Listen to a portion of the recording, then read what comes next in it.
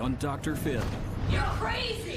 Is her daughter I have a problem with the thug guys that she likes. involved with a convict? You think she's just going to wake up and go, Mom's right, I'm an idiot. No, I'm not calling her an idiot. No, you aren't. I wrote it down. Plus, police say her ex was the last person to see this pregnant woman alive. He tried to take my life. He never once denied that he killed Bethany. Let's do it. Have a good show, everybody. Here we go. This is a safe place to talk about hard things. Stand by, Dr. Phil. I'll try to be an emotional compass and point you in the right direction. In 5, 4. I am not giving up on you. Go, Dr. Phil.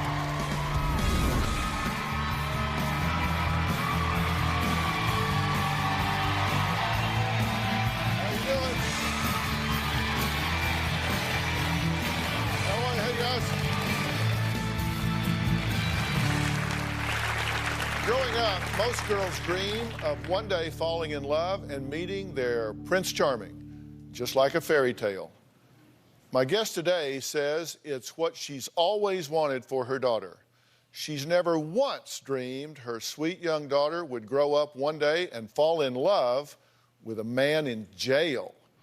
Her mother worries her daughter is facing a dangerous, unhappily ever after. Do you give your phone number out to anybody that you would meet? Who have I gave my phone number to? I don't know. You still talk to all these different guys, accepting friend requests from people that you don't even know. You assume it's guys. You don't know. And it's pissing me off. My daughter, Jade, is putting herself out for danger to be raped. You can see your thong. Yeah. Jade dresses provocatively. My daughter wears her makeup like a drag queen. I never freaking pleased you. You need to freaking let me go. You broke the trust. When Jade was around 14, I took her phone because I'll take it periodically. It's my phone, I pay for it. And I saw that she was sending naked pictures to a boy. I smashed that phone. My mom's been crazy since I was 13 years old. You act like a psychopath and everyone sees it. Nobody's gonna hurt my daughter. She treats me like I'm 2. Jade's phone gets turned off at 11 p.m. and gets turned back on at 7 a.m. and it's on restriction between 4:30 and 6:30. I have deleted contacts. She can't take pictures. She can't access any new apps. No internet access. Because Jade has made bad choices in the past, I am overprotective of her. You're crazy. I'm crazy in love with you. Get it right. Well, Rhonda says she has every reason to be concerned. Just a few months ago, Jade started a relationship with a man she's never met, and for good reason. He's in jail. Last year, I found out my daughter was speaking to a guy in jail. I didn't think it was a big deal. He wasn't like in jail for like killing someone. He was just in jail for selling drugs. He was African American, he had gold teeth, he was tattooed from the neck to the waistline. He was a thug, a drug dealer, smoking weed in his cell. We would call each other every day. I was planning to see him after he got out of prison. When I realized that my 18-year-old daughter was talking to somebody in jail, I went ballistic. I ran into her room and screamed, "What are you doing?" And her response to me is, he was only dealing drugs.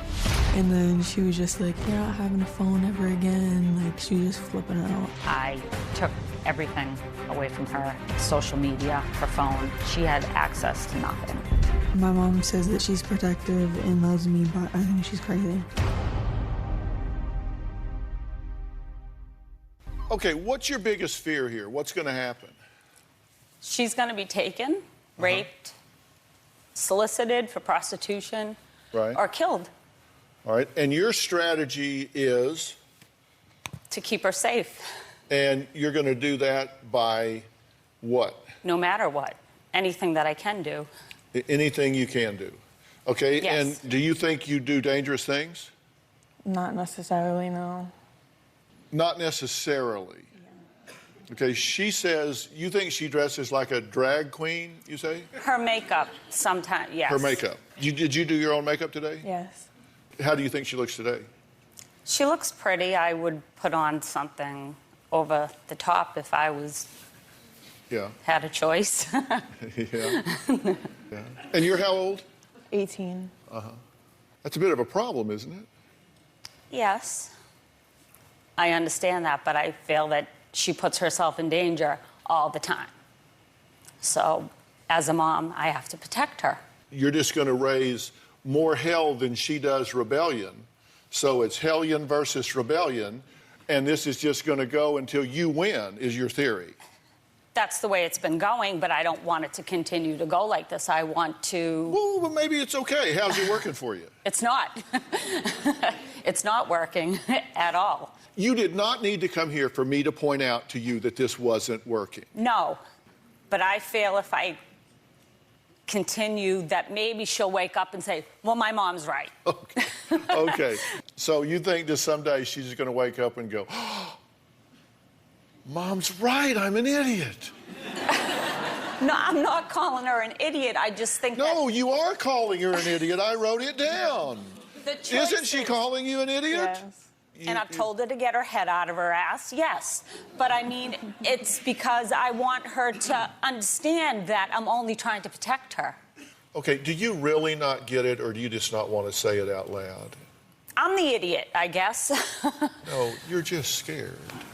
Yes. Okay, let's take a break. Jade says she meets a lot of nice guys, but no matter how much she likes them, her mother never approves. Doesn't matter who she drags up, no matter who she meets, they're not good enough for Mom. Well, let's just find out who she's dragging up. We'll talk about that after the break.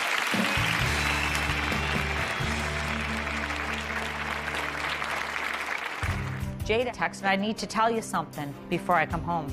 She said, I have a hickey. So you think it's right to hang out with him the first time, out of school, and have a hickey? Do you think it's appropriate? He would apologize to you. I don't want an apology. I don't have a problem with my daughter being with a black man. I have a problem with the thug guys that she likes. Just because I like to watch BET and stuff, she came out slamming doors like so loud. She's like, oh, you watching a show? Love and hip hop, gangsta girls, this and that. All the crap that she watches, she just tries to act like them. I don't like it. I lock the TV, and you have to put a coat on to watch those channels. Sometimes my mom can be really racist. Okay, you say that you say she's a psycho. Yes. Are you giving her reason to be what you call psycho? I think I have, but I don't think she comes about it the right way. Like, I think she can... Well, let's forget about the way she does it. What are the bad choices you're making? If you're just being completely objective. Talking to someone in jail. Okay, so you're talking to somebody in jail. I was. And this someone in jail, she doesn't like the fact that he's African-American, according to you. Let's put that aside for a minute. How old is this guy? 27. 27, and you're 18. Does he have children? Yes. How many? 3. 3. He has 3 children. What's he doing in jail? You said he didn't kill anybody, so that's good. He was in jail for selling drugs. He's a dealer. Yes. He's a 27-year-old drug dealer with 3 children, and he's in jail. How long is he in jail for? Last time I talked to him, he said he only had 6 months left. So he only has 6 months left. So he's been in there a while. But he hasn't killed anybody. No. So he's like a nice drug dealer. He just got in jail because why? He told me he sold to the wrong person and they told the cops. So he's not a very good drug dealer. No. He's a nice drug dealer, but he's not a very good drug dealer. So he doesn't say, by the way, are you a cop? No. Right? You're talking to him on the phone? Through cell phone, yes. He has a cell phone in jail. Yes. Which is an infraction of its own, correct? Because you're not supposed to have a cell phone in jail. Yes. Have you sent him pictures? Yes. Have you sent him provocative pictures? We're just being honest. Yes. You've sent him provocative pictures in jail. So you're now probably well known in jail. The head girl in jail. So does he know where you live? Be honest. Yes. Not, like, what town or anything. Okay. He doesn't have your address. No. He has your cell phone number. Yes. He did, because we're going to change that. Tells her to look for a place where she wants to live because he loves her and all this crap. Has he told you he loves you? Yes. Did you believe him? Be honest. To a certain point. She did, because after he threatened me and after I called him on his cell phone. Are you a ventriloquist?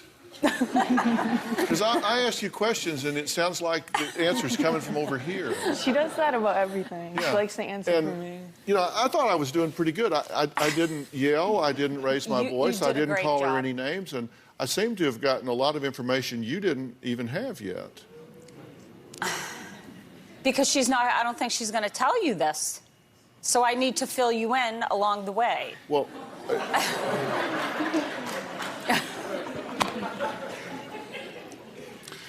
more of the Rhonda show right after the break. Jade says if things don't get better, she's moving out. Is that a good idea? I'm going to tell them both what I think when we come back.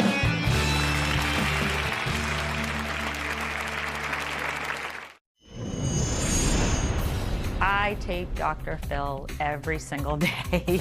He says you never have a computer in your children's room. You always have to be aware of what your children are doing on the social media. I feel like I'm doing the right things, but it's not working for my daughter. We fight about it every single day. Dr. Phil, what am I doing wrong? Oh, wow, it's only an hour show. What are you doing wrong? I certainly don't think that you have bad intentions at all. Your intentions are good, your methods aren't working. Right. One thing I know for sure is that your daughter doesn't have the self-worth, the self-esteem, and the value that I would want her to have. And you pointing out her shortcomings in the way that you do doesn't help that. Right.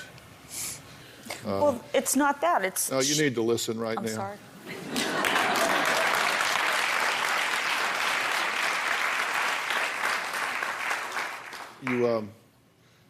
You're blocking TV channels like BET. You're not blocking porn, you're blocking BET. You need to listen right now. Here's the problem. You're young and incredibly naive. You can't see around corners because your brain's not fully grown yet. I don't mean that to be condescending. I mean it to be neuroanatomically correct. Mm-hmm. The last part of the brain that grows is the neocortex, which is where you get foresight, the ability to predict the consequences of your actions. And when I said that your self-worth and your self-esteem and all is not where it needs to be, what I mean is I don't want to yell and scream at you. If you notice, I haven't done that. I haven't said anything ugly to you, have I? No. Because what I want you to do is I want you to value yourself enough where you would say, I'm not putting myself there because I value myself too much to do it. For that reason, I asked the folks at Onsite to come here today. They're a program that we work with that I am just so proud of. I asked Miles Adcox to be here. He's the CEO of Onsite. Say hello to Miles. He's right here. And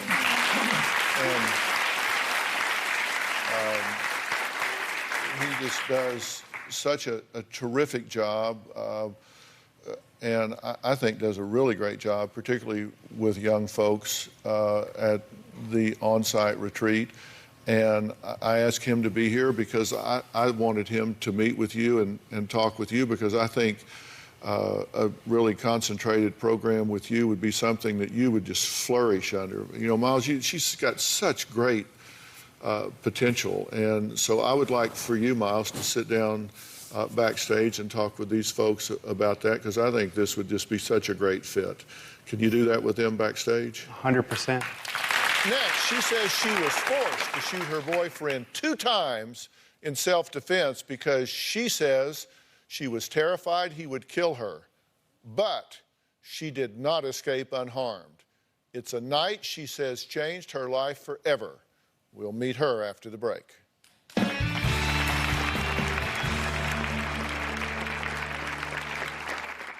I started to feel like there was a side of Ronald that I had never seen. He would get loud and controlling. And he said, if I really wanted to, I could shoot you, shoot the dogs, and then shoot myself. We'd all be dead.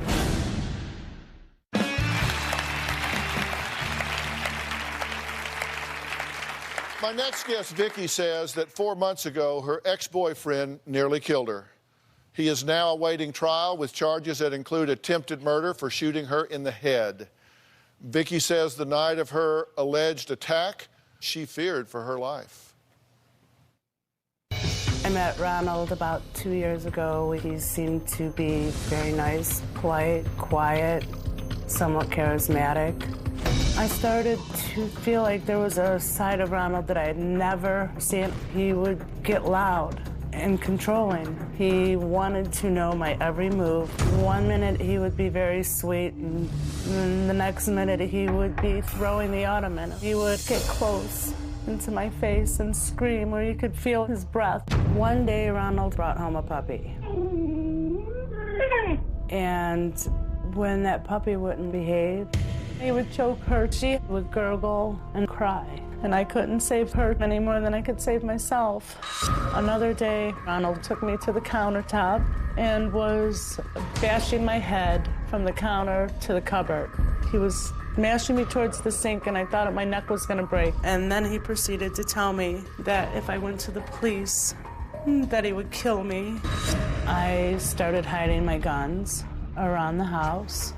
And he said, if I really wanted to, I could shoot you, shoot the dogs, and then shoot myself. We'd all be dead. I knew he was going to try to kill me, and there was nothing I could do. I felt like I had nowhere to run. Well, Vicky says she finally got up the courage to leave, but before she had the chance, she says her life was changed forever. The night that Ronald attacked me and my life changed forever. He grabbed me and started going crazy. I know he was hitting me, my neck snapped. I could feel it, I heard it. He proceeded to beat me, choke me, spit on me. He was fighting me and laughing at me, and I was begging him to stop. He started to rip my clothes off. He choked me. The light flashed and the darkness came, and I was gurgling. He was so busy hurting me that he didn't see that I was trying to get the gun from under the chair. I started pulling the trigger. I shot him twice. He started wrestling me to get the gun. He shot me. He tried shooting me 3 times. The third shot went in my head. I put my arm up in front of me, and the bullet went in my arm and into my head. I was throwing up blood. I realized, my God, I'm not dead, and he's still beating me. He walked towards the kitchen. Once he hit that kitchen, that was the moment that I ran. The bullet is still in my head. My eye, it's dying out. Ronald has been charged with attempted murder. I can only pray that Ronald doesn't get out, because if he gets out, he's coming to get me. Vicky is here along with her sister Joey, and I'm so glad you're here at so many levels, and thank you for being here. Thank you with for her. having us. This, it's got to be hard to talk about again and to see and hear some of this footage, right? I wish I would have made different choices. How so? What would you have done differently? Well, I had an escape plan, and I didn't follow through. What was your first clue? What was that first thing in your head, in your heart, that said, something's way wrong here? He had been accused of something, and I just asked politely, confronted him, to let him know what I had heard. Because someone had said to you, someone had approached you about it, right? Yes. And said, did you know that he was a person of interest at least? Right, and the disappearance of Bethany Decker. You thought, I'm going to say something to him. Yeah. And so you did, and what happened? He blew up. When we come back, Vicki says when she found out her boyfriend was part of the headline in a national news story about a pregnant missing woman, it was really too late. We'll be right back.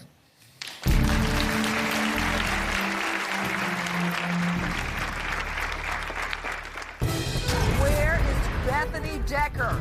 Army wife, 5 months pregnant with a second child, vanishes. Ronald was the boyfriend last seen with Bethany Decker. Why did the boyfriend move out immediately when she goes missing? This is about possible murder.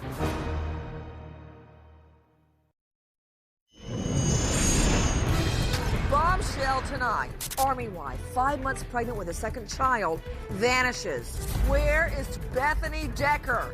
We obtained a list of what cops were looking for in the boyfriend's home. They have stated in this affidavit that Bethany told them that the boyfriend was very abusive and very controlling. Ronald was the boyfriend last seen with Bethany Decker. The story was intriguing. You have a missing woman who is 5 months pregnant, vanished in thin air. The twist that we found out was that she wasn't living with her husband. She was living in an apartment, and she had a boyfriend. Was it the boyfriend's baby? Unfortunately, we still don't know because she is still missing. Why did the boyfriend move out immediately when she goes missing? This is about possible murder. After Ronald had moved in, he would randomly bring up Bethany and brag about how the courts couldn't get him, how stupid the police are, that he could trick them. And Ronald just told me how he could make people disappear. He never once denied that he killed Bethany. He tried to take my life. I'm 100% sure that Ronald is very much part of Bethany's disappearance. Well, I need to say Vicki's ex-boyfriend has not been convicted of anything that Vicki claims he has done and has never been charged with anything when it comes to the disappearance of Bethany Decker. We reached out to his attorney for a statement but did not receive a response. When he brought up Bethany a couple of times, what was his demeanor when he was talking about it? As though he was big and tough and bad and could beat the system. You were convinced 100% Yes. that you were living with the man that was involved here. Yes. And I could not get out. Yeah. You had code words, right? I worked with her on a code plan because he was looking at text messages and everything. So I said, we're going to start to talk in code. When you text me these words, I have a job interview. That meant she was leaving. And so that if he saw that, he knew she needed a job. So it wouldn't be suspicious. We had an non-disclosed location that we were sending her to. And I got that text one day. And I text back, let me know if you get the job, meaning I knew it would take her a couple days to travel there. And when she arrived there, she would let me know she got that job by text. We had also set up that once she left, she would throw that phone out and we would pick up a burner phone so that she could continue her journey without being tracked by him because they had a joint cell phone account and he was looking on it. Yeah. Well, it was very ingenious of you to work that out. And as you say, you changed the plan. I wasn't thinking straight. I understand. You know, my wife, Robin, has been at the forefront to stop domestic violence. And next, we're going to talk about an exciting project that she's been extremely busy with that's helping further that mission. And, you know, along the lines of what y'all are talking about, one of the things that Robin has done is develop something called the Aspire News app. This is disguised as just an everyday app that goes on your phone, and it has a go button on it, among other things. And Robin, talk about what happens when you activate this go button. When you activate the go button, it goes out to your pre-selected friends, family members, anyone, even 911, and it will send out either a recorded message or a pre-typed message. And they know that when they get that, that you're in trouble. It also starts recording what's going on during the situation, so that if your abuser tells the police, no, she started it, they know, no, he started it. And so, yes, help is on the way immediately when you press that go button. And we're going to talk more about work that Robin is doing after the break, so we'll be right back.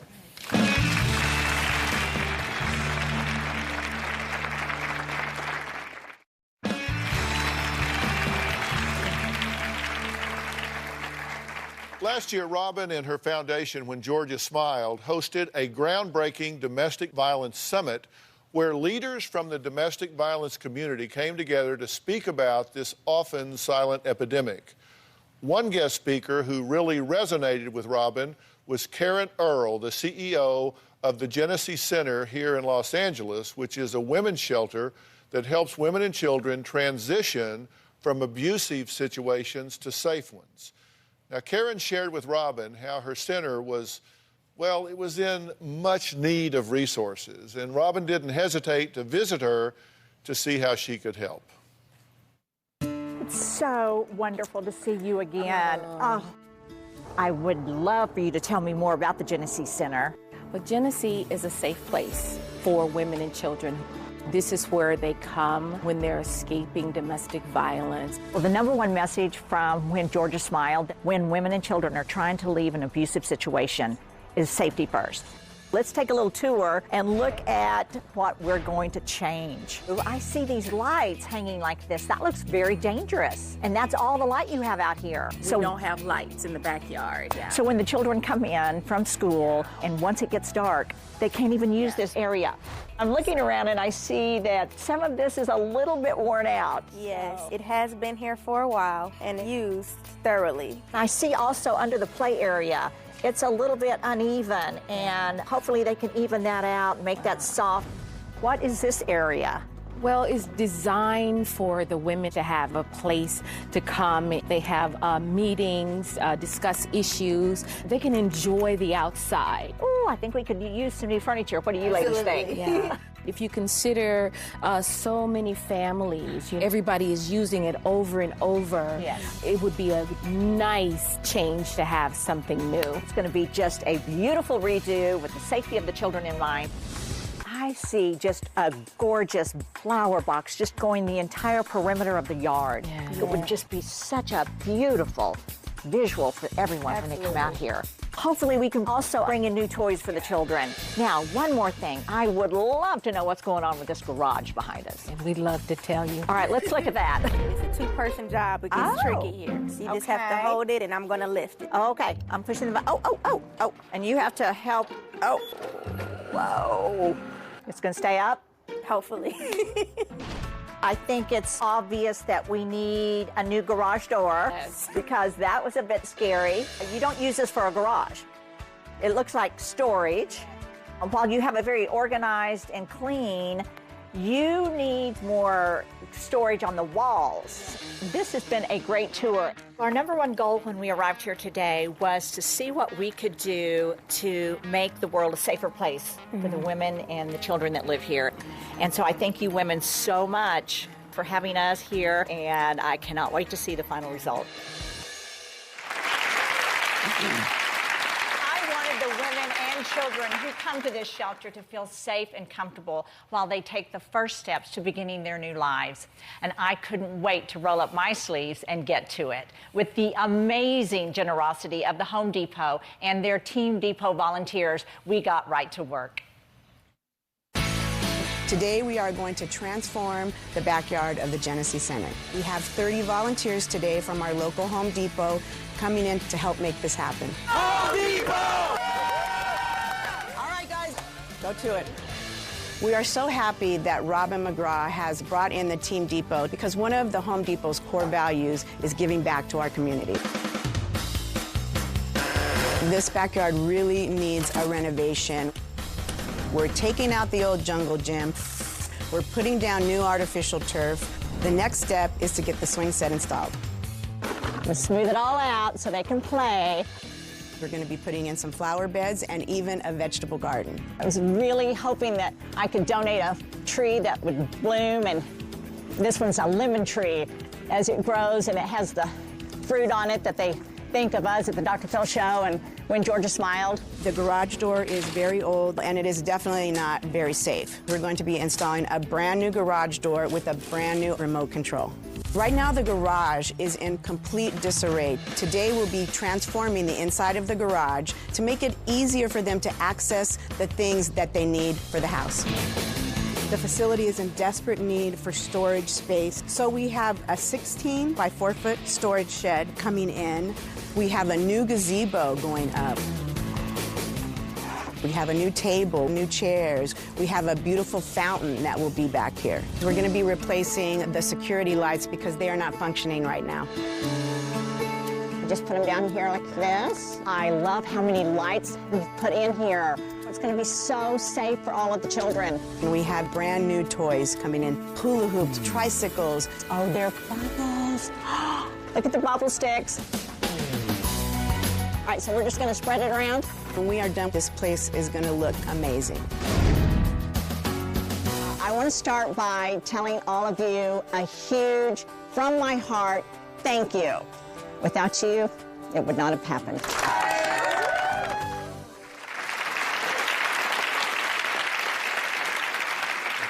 Let's see if I can get Home Depot to come over and get you to rake around our house over there.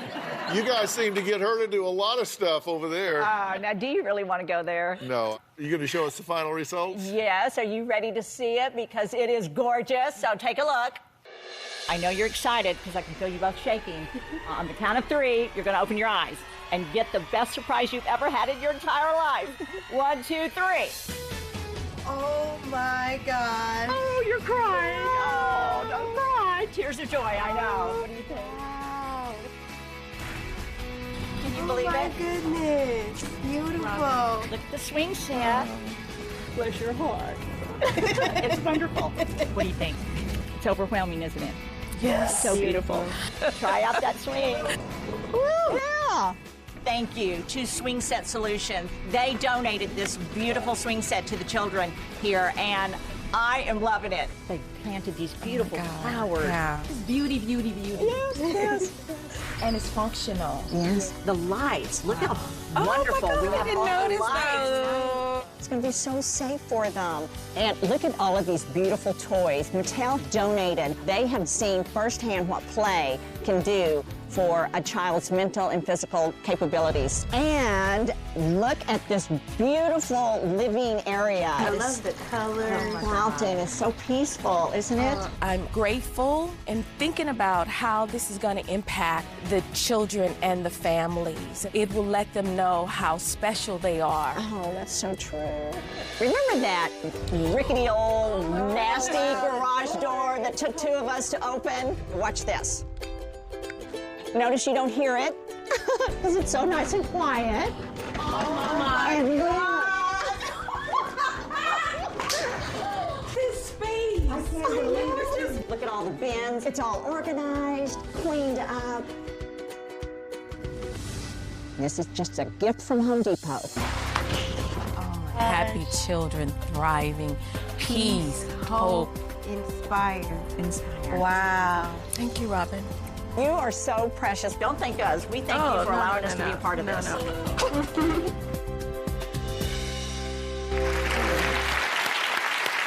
Well, joining us is Karen Earl. She is the CEO of the Genesee Center. So I'm so glad you're here. So how's everybody liking it?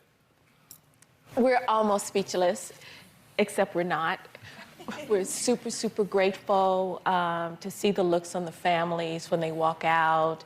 Just complete gratitude that someone took days and days and weeks to do that for them. It's very inspiring. Thanks to Home Depot, it was so much fun to be there and be working with them. So thank you for allowing us to be there and be a part of it. Yeah. Also joining us is Stephanie Press, who is the district service manager for the Home Depot. So, Stephanie, thank you for being here and for helping out. Our associates volunteer their time. I actually have some of them with me here today. All right, nice.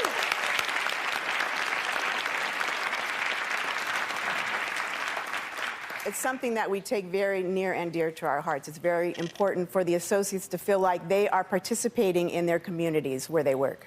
I also know that a huge passion of y'all's is working with veterans as well and giving back to the veterans. So I love that y'all do that as well. Yes, Dr. Phil. Actually, 35,000 of our associates are actually veterans. Yeah.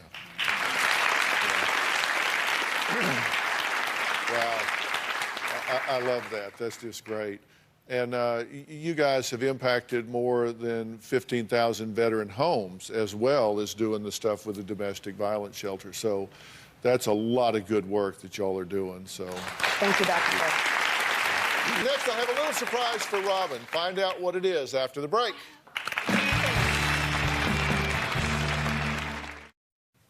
Now, before the break, I said I had a little surprise for Robin. Now, you all know one of the groundbreaking programs Robin has created is called Aspire. It's a free, interactive domestic violence education curriculum that's specifically designed for 3 different age groups.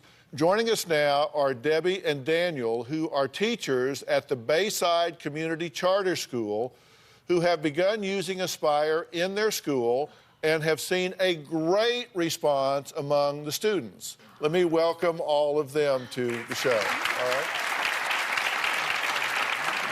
And Daniel, this isn't just a lecture thing. You let the kids interact and go back and forth, right? Yeah, I teach sociology, and so one of the great things about the Aspire program is what you're doing is you're using, real incidents, real events that have occurred, and having them come up with ways to help strategize onto how to empower themselves, how to find help if they need help. I'm so happy to hear that, and that the students are enjoying hearing it. Well, Christian, you were in this program, and you had a light bulb moment. What was it for you? Well, when my teacher was showing us the text messages, I kind of just realized that I'm that abusive person, You thought you were starting to cross the line. Yeah. And be too controlling. Yes. I am so proud to say schools all over the country are using Aspire. And just recently, in honor of Women's History Month, Robin was asked to be a featured speaker at Miami-Dade, the largest commuter college in the country, over 100,000 students. She's just delivering this message all over the place. What an honor to meet you. Thank you for being here. It's all mine. Thank you for your work. We have students that we definitely are going to share this information. Thank you so much for doing that. Please join me in welcoming Robin McGraw. I love, in fact, I live for the opportunity to speak to a group like yours. I am here to invite each and every one of you to join me in taking action. It was so exciting to be there. I presented the Aspire curriculum and the Aspire app to the faculty and staff to help them use it in their classrooms. The program is designed for 3 specific age groups, each with its own custom curriculum: tweens, teens and young adults, and adults. My mother, Georgia, made sure I did 2 things every single day. The first thing she made sure was that I thanked God for my blessings. The other thing was to do something for someone else. I think of her every single time I speak. And I hope that even if I reach one person in every crowd, that one person is saved from abuse. And I was also a part of a panel made up of members of my advisory board that answered numerous questions from student organizations about what they can do to create awareness and empower each other to stop abuse on campus. I would like to know what motivated you to start awareness on domestic violence, and what advice would you give to someone like me who would like to start something like this in my developing country? I think if you would just go to unwomen.org, it will be your first step towards knowing how you can get involved and what that can grow into. It concluded with over 1,000 students downloading the Aspire app on their phones at the same time. I pledge to Aspire. I'm really proud of you, so good job. Listen, we got to get going. I want to thank all of my guests today.